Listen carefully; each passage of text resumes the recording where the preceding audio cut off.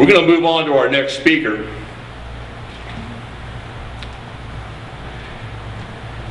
Mr. Michael Cushman. He's a native of South Carolina with family in the Palmetto State that goes back to 1739 and in North America back to 1621. He has a bachelor's in history and studied teaching in graduate school. He taught English in Europe for 4 years, primarily for the Spanish government and the military. He is the founder of Southern Nationalist Network, and his pro-Southern videos on YouTube have been seen about 1 million times. Recently, he has been interviewed by Time Magazine, the BBC, Russia Today, and other local, regional, and international media about the growing popularity of secession and Southern nationalism. Ladies and gentlemen, I introduce to you Mr. Michael Cushman.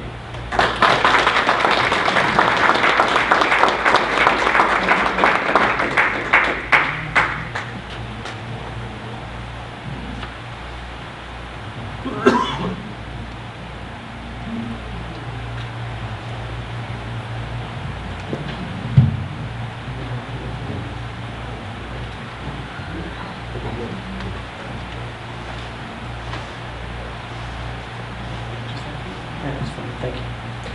Appreciate it. Thank you, Mr. Tubbs, for inviting me down here. It's great to speak to the Florida League of the South. And we'll try this PowerPoint. Hopefully it'll work well. We'll see how it goes. I came down here to convince y'all that reform was impossible and that independence is necessary. But in listening to the radio on the way down here, I think they really stole my thunder, listening to the news, because it was all terrible. It was when I listened to what was going on with the U.S. government, what they were doing, I don't see how anybody could hurt that and not support independence. You know, one of the things that they were talking about on the way down here was the Fed spying on us, recording our emails, recording our phone calls. And everybody knows about that now, thankfully. So it is good that we're aware of that. Also, they were talking about the Feds being involved in another foreign war. Exactly what we need right now, another foreign war, right? And they were also talking about granting amnesty to millions of illegal aliens. So this is this is the agenda of the federal government. And I think that should convince pretty much anyone that independence is necessary. But if that's not enough to convince you that we have to be free, I think you should do what I did yesterday, and that is take a little trip just north of here, not too far, just north of Brunswick. You get to a little small town called Darien, Georgia. It's right there on the coast of Georgia. It's in the old rice country. There on the coast. And if you come into to Darien from this side, from the Florida side, you'll notice a sign just before you get into town. It says Darien 1736. That's the date that they were founded. And then below that, you'll see another sign, and it says the burning of Darien. And you can go into that town, and you can see the foundations of the homes and buildings that used to be there before the U.S. military burned it to the ground. And this weekend, they commemorate the burning of their town, the destruction of their town by the U.S. federal government. That's what the U.S. government thought of the people of Darien. And it's appalling. And I think that anyone who sees that come away with a different perspective on the federal government.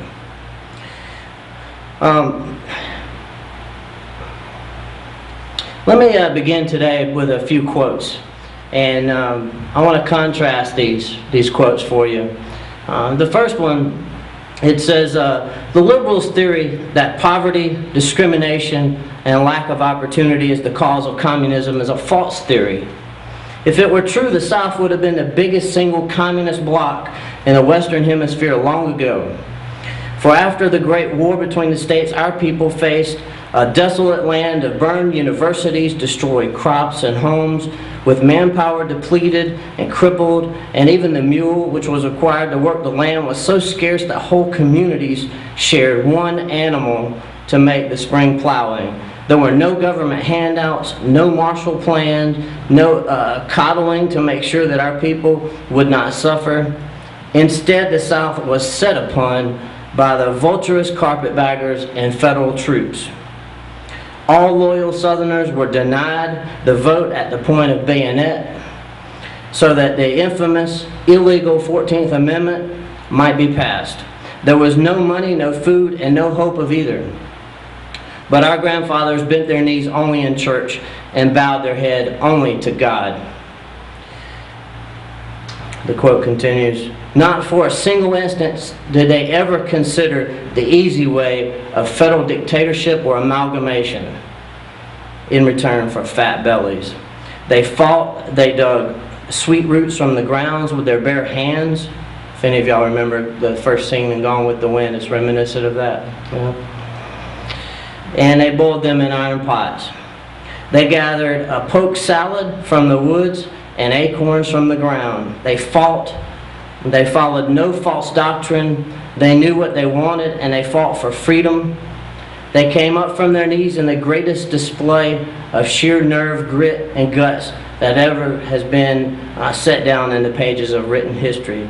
And that is why today I stand ashamed of the fat, well-fed whimperers who say that it is inevitable that our cause is lost. I'm ashamed of them. I'm ashamed of them, for they do not represent the people of the Southland. Do you know who said that?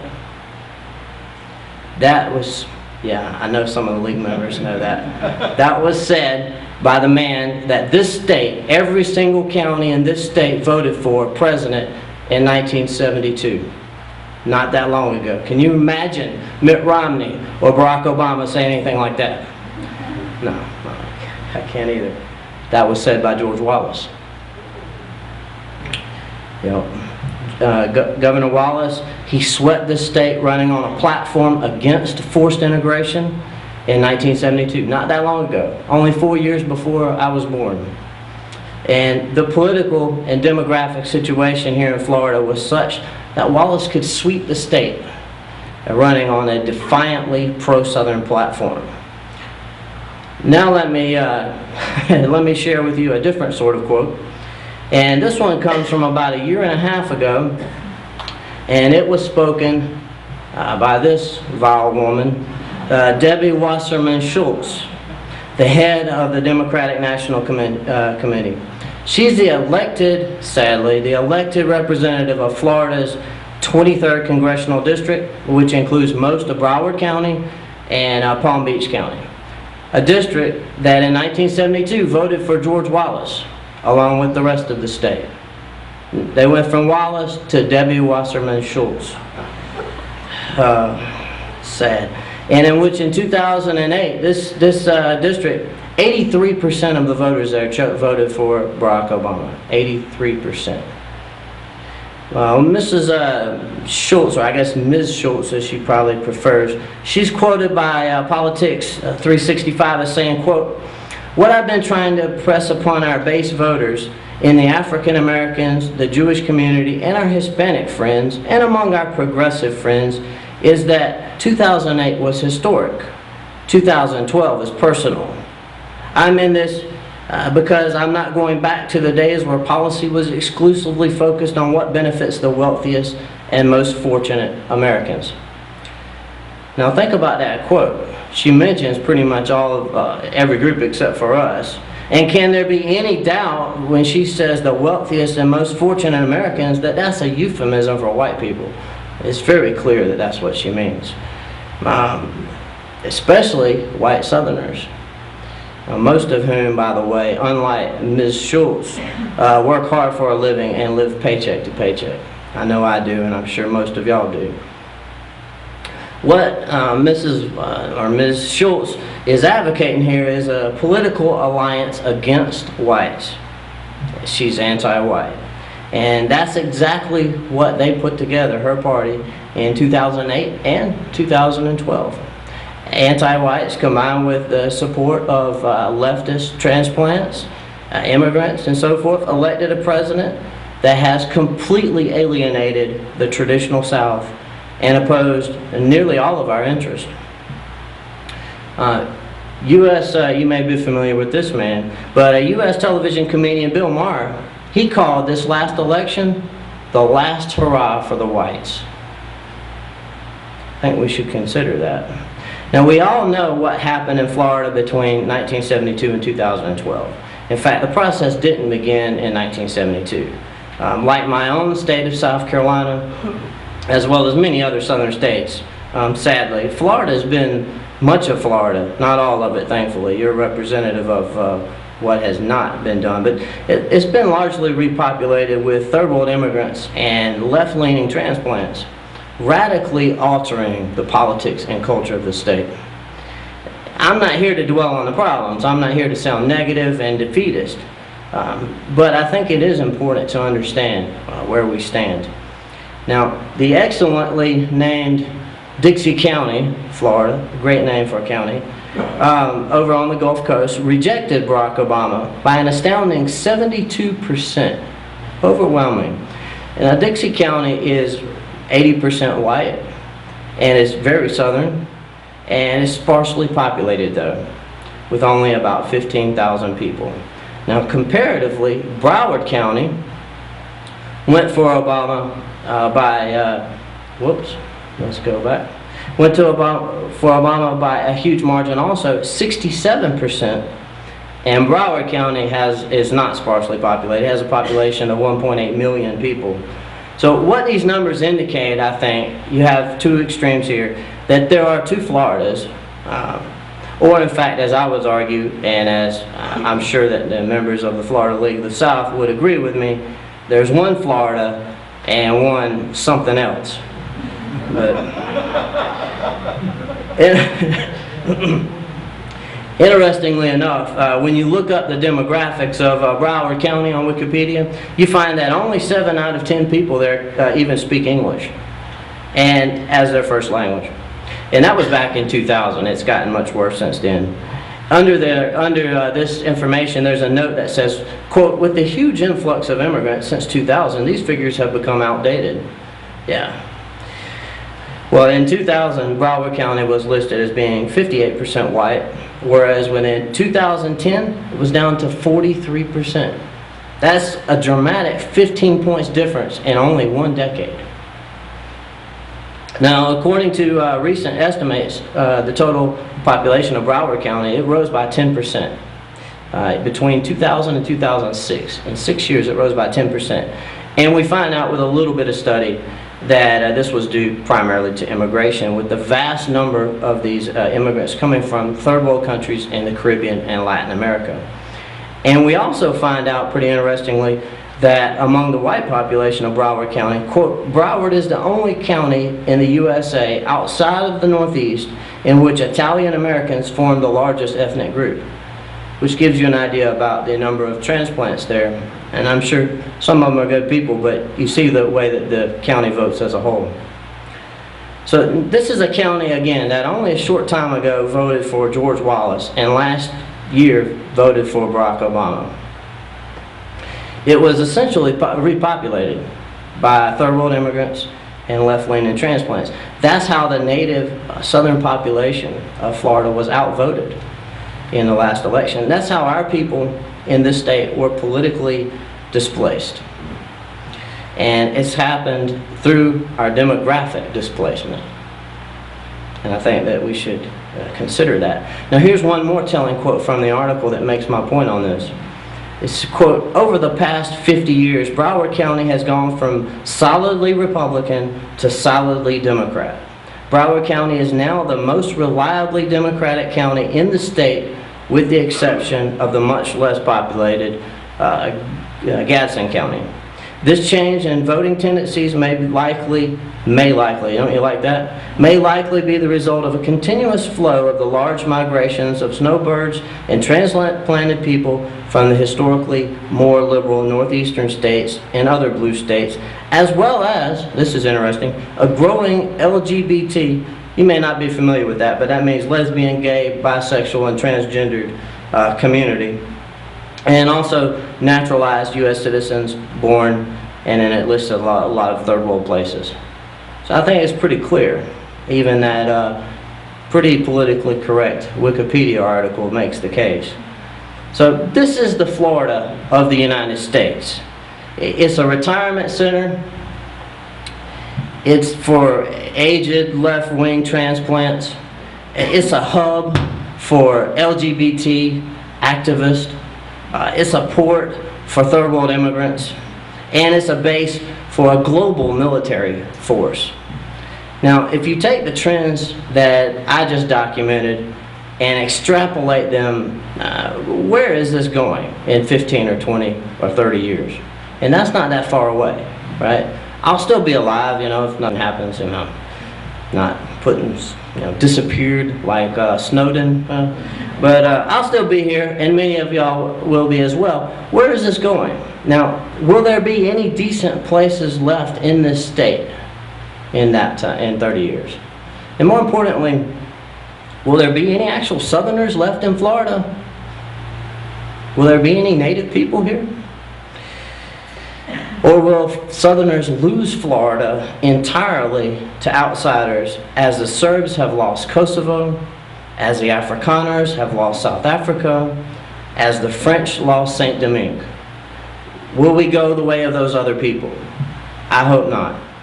Now, make no mistake about this either. This is not simply a problem for Florida. This is a problem for the entire South. Now, the entire nation of our people. And the speech just a minute ago talked about the different meanings of the word nation. Here I'm using it for our ethnic and cultural group. We're not just losing Florida. We're losing South Carolina, my state, where my family has lived for 300 years. We're losing North Carolina, Georgia, Texas, Virginia, Maryland. Delaware was once considered part of the South. Maryland, by the way, Maryland is one that Jefferson Davis called an outpost of the South, and the first to feel the tyranny of Northern aggression. That's what he said about Maryland. And one which, like Florida, voted for George Wallace in 1972. Can you imagine that? Maryland voting for George Wallace in 1972. Now, just recently, Maryland repopulated, like much of Florida, like Broward County. They voted to approve gay marriage, and they voted to give in-state tuition to illegal immigrants. That would have been unthinkable a short time ago. Unthinkable. So this is a Southern problem, and it requires a Southern solution. Now, what is the solution? Well, in case you haven't figured it out yet, the solution is Southern nationalism. And that's why we're here. We're Southerners. That's our identity. It's our nationality, our true nationality. American today is as meaningless as the word Homo sapien. In fact, the only real difference between American and Homo sapien is that American is just a Homo sapien who's taxed by Washington, D.C. That's it, right? There is no language, no unique language or ethnic group or race or culture. There's nothing that distinguishes an American from anyone else in the world. It's just a random person from this planet who's taxed by the feds. Now go to the streets of Broward County. That is America. That's America. There you can hang out with gay pride activists, Haitians, communists, transplants, none of whom identify with Florida and the South. It's America at its finest. And it's nothing that I want to be associated with. Now, not only are we a unique people, our tradition, Southern nationalism, is one which can be traced back to the founding of the South. And you can even, on my website, we've traced it back much further than that, our cultural origins. But when I was introduced, it mentioned that I founded Southern Nationalist Network. And one of the major projects of SNN is research and then dissemination of information about what we call the Golden Circle. And this is a historical perspective which Floridians, I think, should find particularly interesting and powerful. We're standing right now on a great peninsula. Think about where we are. We're on a great peninsula which juts out of the North American mainland into the Caribbean. And this we probably don't think about it very often, but that's actually what we are. And this peninsula of Florida was once at the heart of a great, wealthy, powerful civilization that stretched from the sugarcane fields of Brazil right up through the Caribbean, right on up to Delaware. Now, these were influenced by the same cultural origins and the same plantation systems, right on up to the Chesapeake Bay. And our historic civilization, called the Golden Circle by many 19th century Southern nationalists, and as well as many sympathizers in the North, they use the same term. In fact, that civilization is much older than the American civilization that came out of New England. In the U.S. educational system and the U.S. media, we hear a lot about the Puritans, about Plymouth Rock, and how great that was. You know, that is their America. It's not ours. The America which gave us Broward County of today, that's their America. That's the America which gave us the abomination that I listened to about on the news on the way down here from South Carolina. And their America, it was founded by religious fanatics and cultists, actually, who were kicked out of civilized countries. And they persecuted others. Where they could do so, they pushed their religion, which was a do-gooder religion. Jefferson Davis, president of the independent South, he called them a barbarous enemy and said that they were traditionalists and homeless, and that they had long been, quote, disturbers of the peace of the world. And if you think about the men in this picture here, the distinguished mayors of Boston and New York City, Menino and Michael Bloomberg, I think the description, disturbers of the peace of the world, fits perfectly. These are people who busy themselves with the affairs of everyone else except for themselves. Now, while the Americans of New England were damning each other to hell and persecuting women that they accused of being witches, our ancestors, our people, were building a glorious civilization that was unequaled anywhere on earth. Now, in fact, it was much more wealthy than what they created up in New England. Now, how did that happen? It happened when, and I skipped a little picture here, but let me go back to it. It happened when Iberian explorers took the plantation cultural model to the islands of the eastern Atlantic, and bringing sugarcane to those islands and creating a whole new culture, really, and then transplanted it down the coast of Africa in the Gulf of Guinea, and then went right on across the ocean a short time later to northern Brazil and took that culture there. And then went right on up to Barbados in the 1640s and created a plantation culture on Barbados and the other Leeward Islands of the Lesser Antilles. And then those people in Barbados founded South Carolina in 1670. Over half of the early settlers in South Carolina were Barbadians. And over half of the early settlers in Georgia were Carolinians. You can trace this, there's a direct route all the way back of our culture. Not necessarily our ethnicity. I mean, well, most of us are not Spanish, but of our culture for sure. Now, from Brazil to Delaware, what you have was an agrarian, hierarchical, classically inspired culture. Quite distinct from what came out of New England. Now,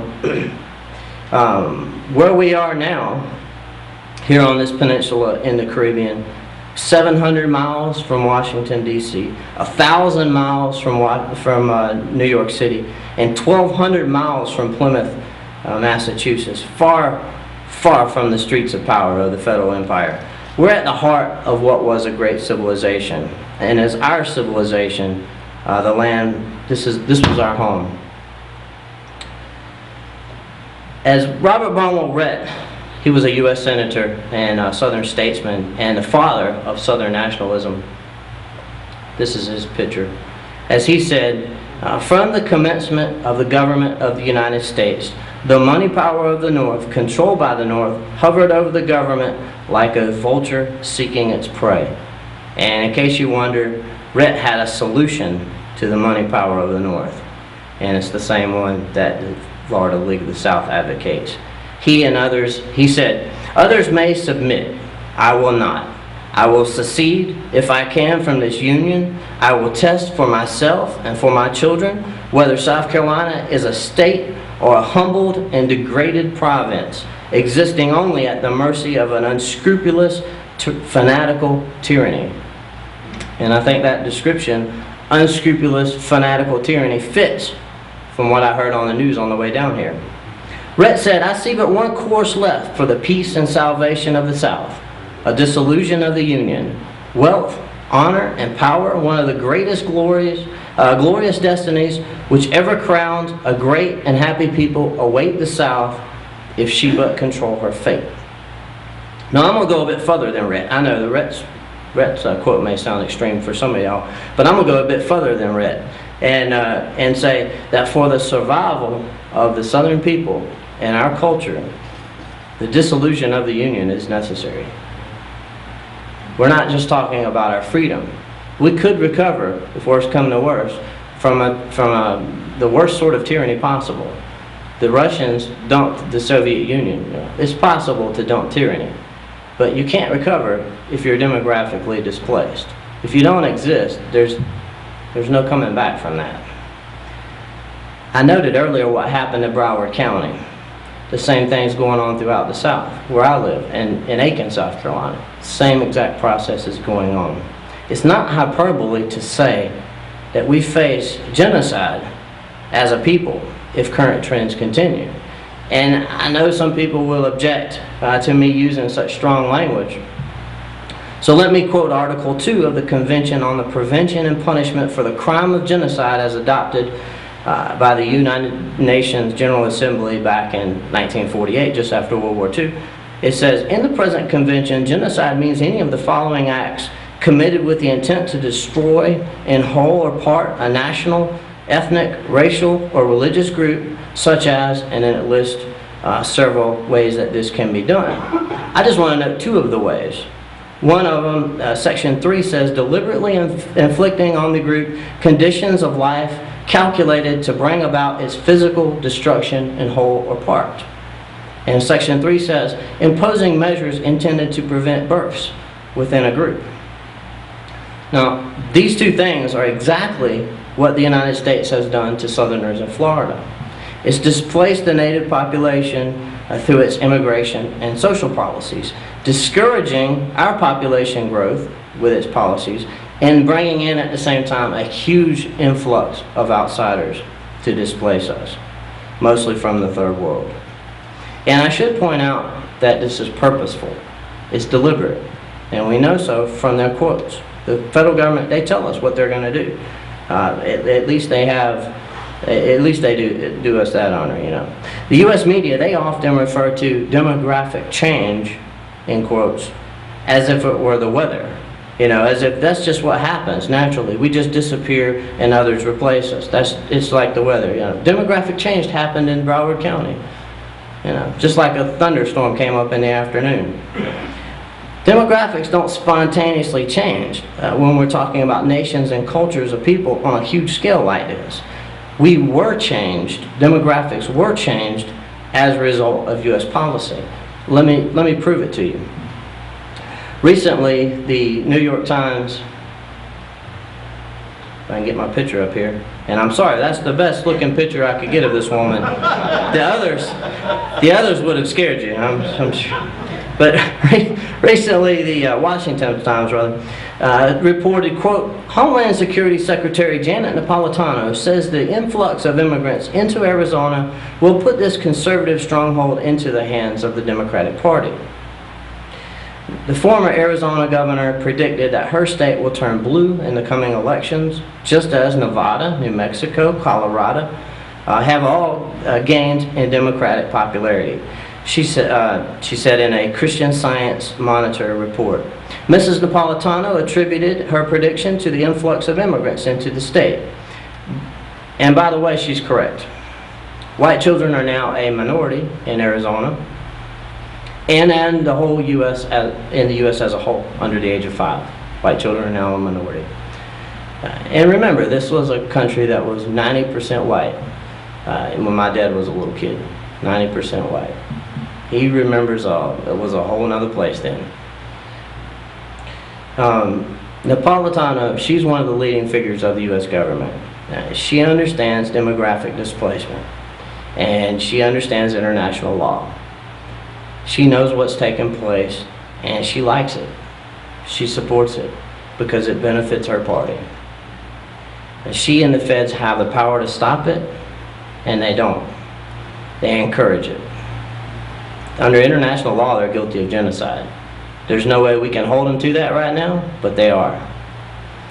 Now, Pat Buchanan recently wrote that 18 states, including 4 of the 7 megastates, California, New York, Illinois, and Pennsylvania, have gone Democratic in 6 straight elections. 2 others, Florida and Ohio, have gone Democratic twice in a row. And white folks are now a minority in the last megastate, Texas, with about 45%. White folks are losing interest in politics and voting, yet whites still constitute 3/4 of the electorate and 9 of 10 Republican voters. So that was Pat Buchanan on the situation. He knows it very well, as well. Now, from an opposite side of the political spectrum, Michael Lind, the author of What Lincoln Believed, the Values and Convictions of America's Greatest President.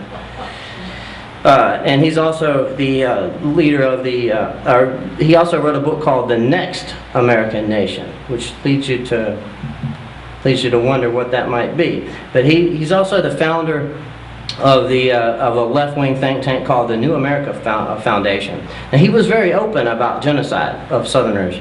In a recent article for Salon.com, his article was entitled "The White South's Last Defeat." And this influential left-winger wrote, quote, the British American racial homogeneity in the South was eroded somewhat by migration of Northeasterners and Midwesterners to the Sun Belt following World War II. And now predominantly non-white immigration from Latin America and Asia threatens to make white Southerners of British Protestant descent a minority in every state of the South. Southern whites will go from being a minority in the nation as a whole to a minority in the South itself. This is Michael Lind. A little later he wrote, Old stock Yankees in the Northeast and Midwest did not accept their diminished status in their own region without decades of hysteria and gerrymandering. The third and final defeat of the white South, its demographic defeat, is likely to be equally prolonged and turbulent. Fasten your seatbelts. That's what Lind says. Notice that he understands very clearly what's going on. He supports it. And if you do anything about it, he labels that hysteria and aggression. Now, I could quote many other U.S. writers and members of the federal government to show that they understand what's going on, that we're being replaced. But I think it's pretty clear. So I'll just quote one more. This one's very short. It comes from this fine gentleman, New York Congressman Charles Rangel, a Democratic politician from Harlem. He recently stated his hatred of Southern culture in a television news interview. This was a direct quote from Congressman Rangel. He said, quote, New York is different and more progressive than a lot of other areas in other states. And some of the Southern cultures, or Southern areas, have cultures that we have to overcome. Now, understand, if a Southern politician said that Harlem had a culture that we had to overcome, we would never hear the end of that. He would be labeled the next Hitler. But Rangel's statement received very little attention. I was actually a little surprised. I thought that as bad as the U.S. media was, that they would highlight this, but they didn't. A call to overcome Southern culture is just not newsworthy in progressive USA. So I think the problems that we face in the U.S. system are very, very clear. And I've tried to make the case that we face a choice of either independence and survival or continued U.S. rule and genocide, replacement. Call it what you will, but in the end it'll mean that the South will no longer be Southern. Strong language, I know, but I think I've presented the case for this. And all you have to do is take Napolitano or Michael Lind at their word. Just take them at their word. They're pretty clear about it.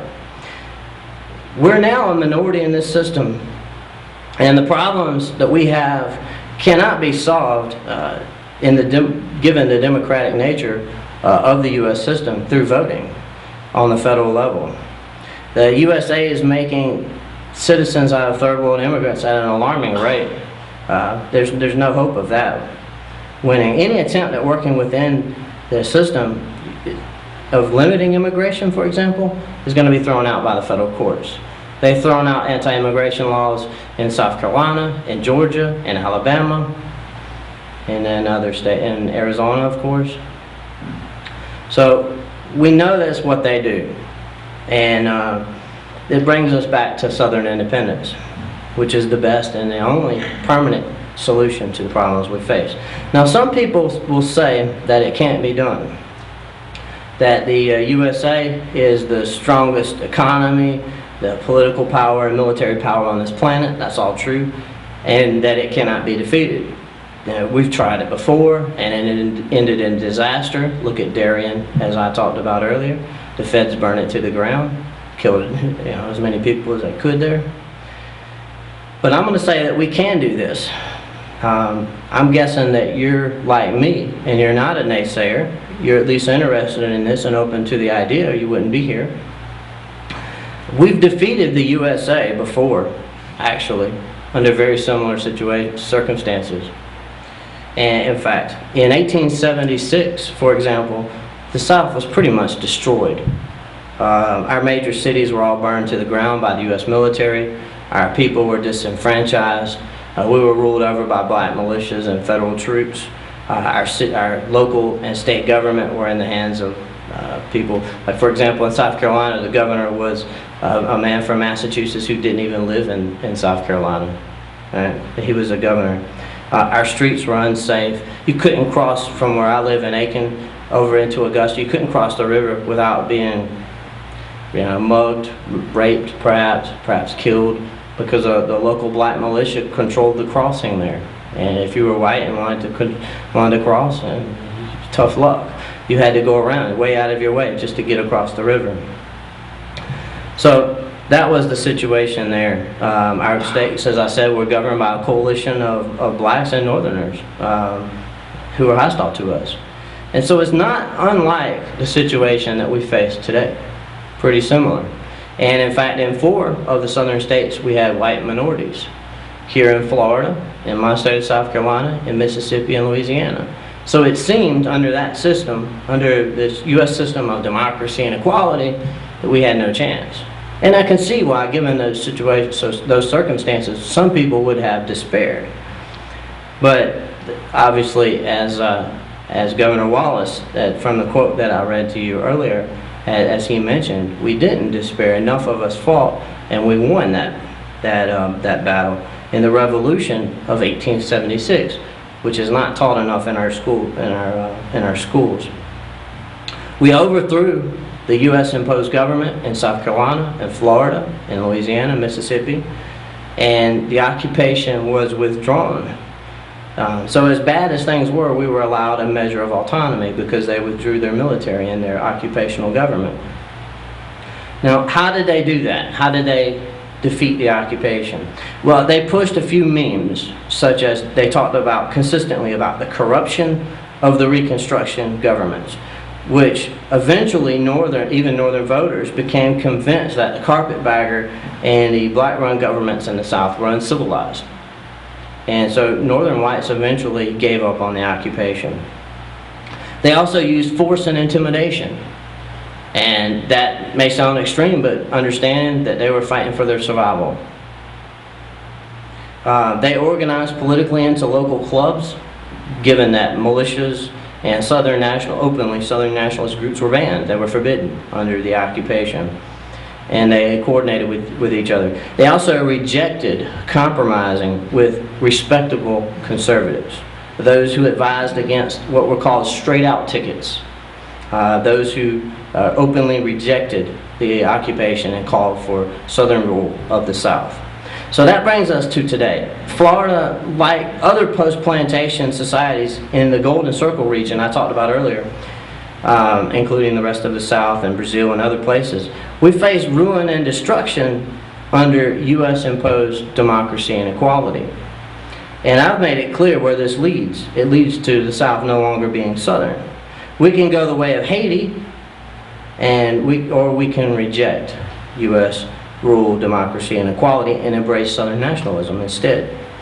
Our sunny land, as Robert Barnwell Rhett and John C. Calhoun and other Southern leaders in the 19th century often referred to Dixie, it could have a glorious future. That is within the realm of possibility.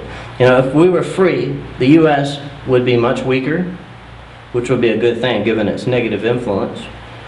It would no longer be able to impose abortion, gay pride, forced integration, consolidation, and so forth upon our region and upon the rest of the world. So that would be good if the USA were weaker. We would instantly become a major regional power with cultural, political, and economic influence throughout the former Golden Circle region. You know, last night, Mr. Tomei and I were talking about the vast oil wealth offshore in Louisiana and how the people in Louisiana do not benefit very much from that. They get a few jobs and a little bit, they get scraps from the table, but Louisiana could be an extremely wealthy state, but it's not because of the present political system. So Florida, at the center of this region that I've described, would be a major power. It would be a major economic and agricultural power, and it could have a fantastic future. Her people would not only enjoy great influence, but would have restored self-determination and freedom of association. Wouldn't that be nice? We could have economic liberty, and more importantly, Florida could again be a home for Southerners, for actual Floridians. This is the kind of reform that we Southern nationalists would like to implement. That's what we would like to do. And with your help, we could do it. We've got several exciting programs I just want to briefly mention before I close. One of them is the Secede sticker campaign, and they are now being spread all throughout Dixie. I think that you were given one when you came in. If you weren't, I brought hundreds with me down from South Carolina, and we'll gladly give you some. But these things, they're being spread all throughout Dixie. And some of the most enthusiastic activists putting these out are right here in this room. So they're doing good work. They're doing the Lord's work, as a friend of mine said. These stickers are pretty much appearing everywhere. In fact, there's Facebook pages that people have created, not me by the way, other people have created, where they go on there, they find a sticker in public on a newspaper stand, on a drink machine, somewhere else, right? They encounter these stickers in public, and they take a little picture with their phone or something like this, and then they upload it to Facebook and share it with everyone else, and we can all see the activism that's going on. That's great. So that's one of the things that we're doing. And I know for a fact that this works. I've seen it work in Europe. In fact, when I lived in Madrid for many years, and when I went to Valencia, which is another region of Spain where they speak some of the people speak a different language, I remember the first thing I saw when I went into a building there, I went in the restroom, was a sticker on the wall, and it said País Valenciano, the Valencian country.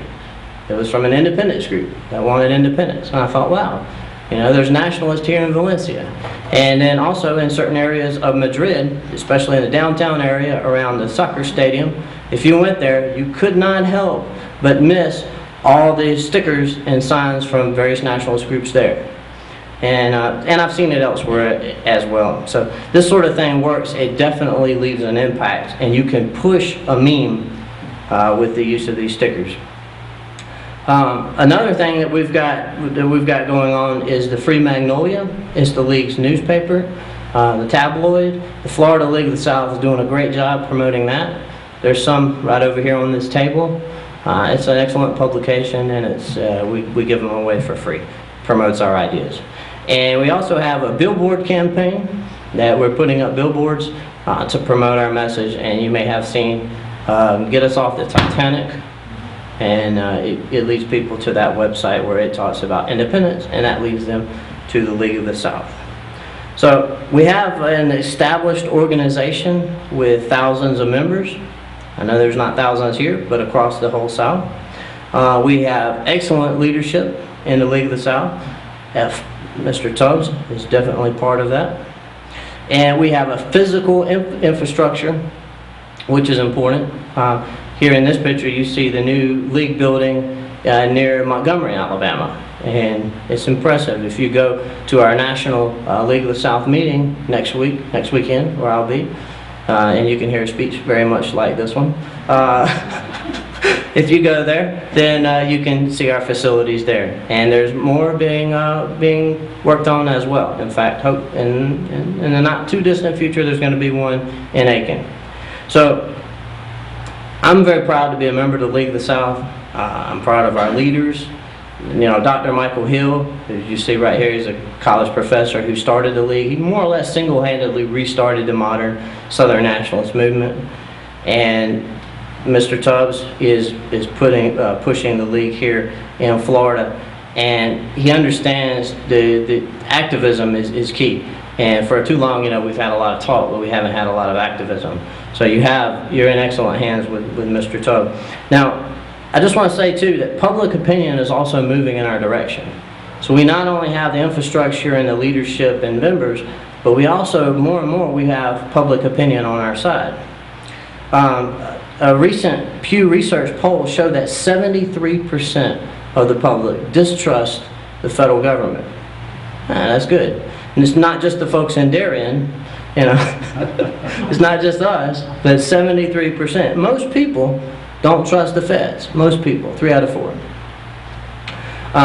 And we can only guess that number, if we broke it down by region, would be much higher here in the South. Another PPP poll showed that across the U.S. as a whole, 1/4 of Republicans want to secede. 25%. That's pretty impressive. You know, that's Republicans in Vermont. Well, I think there's 1 or 2 there, in California and so forth. But 1/4. And in southern states, it's much, much higher. In Georgia, for example, 43%, almost half of Republicans want to secede from the Union. That's impressive. Given the brainwashing that we heard about earlier, that's impressive. And I think that number will just continue to go up. Not really since 1865 has there been a Southern nationalist movement like what you're seeing today. You know, we're on the cutting edge of this, and hopefully it will free the South. This is a historic time, and we can all make a difference in this movement. To close, I just want to quote here from one of my greatest, well, actually my greatest hero, the father of our struggle, the father of Southern nationalism, Robert Baltimore Rhett.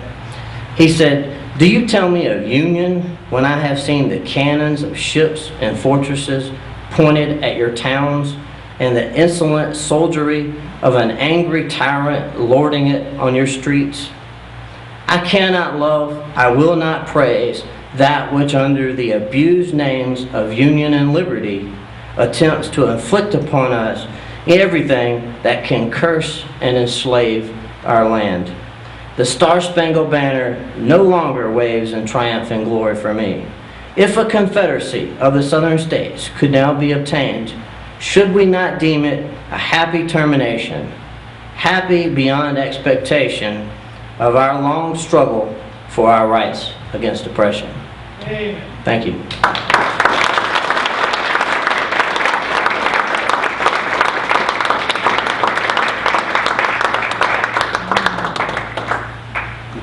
Thank you very much, Michael. Michael spoke about the Golden Circle. And I don't know that most folks recognize this, but there's the symbology of the Golden Circle exists today here in our state symbol. There's a reason for that.